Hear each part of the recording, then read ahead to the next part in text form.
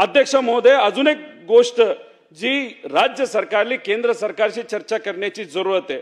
2023 आणि 24 मध्ये आपण या देशामध्ये ॲग्रिकल्चर प्रॉडक्ट म्हणजे शेती विषयक असणारे जे प्रॉडक्ट्स आहेत हे किती इंपोर्ट केले?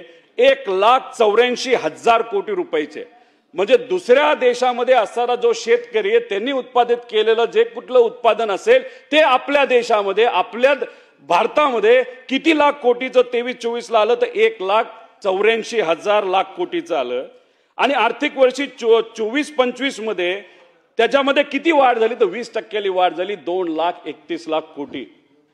काही गोष्टी आपल्याला आणाव्या लागत असतील पण त्या आपल्या देशामध्ये कशा उत्पादित होतील याच्यासाठी अध्यक्ष महोदय प्रयत्न करावे लागेल। अध्यक्ष महोदय, 24-25 मध्ये कापूस भारताच्या बाहेरून अमेरिकन ऑस्ट्रेलियावरनं आयात जो केला गेला त्याच्यामध्ये किती वाढ झाली तर 46% अध्यक्ष महोदय वाढ झाली।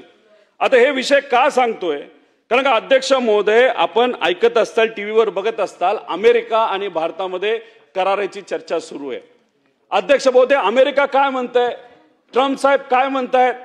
त्यांचं म्हणणं आहे की त्यांच्या म्हणजे अमेरिकेमध्ये जे जीएम पिकांचं उत्पादन होतं ते भारतामध्ये अध्यक्ष महोदय आलं पाहिजे।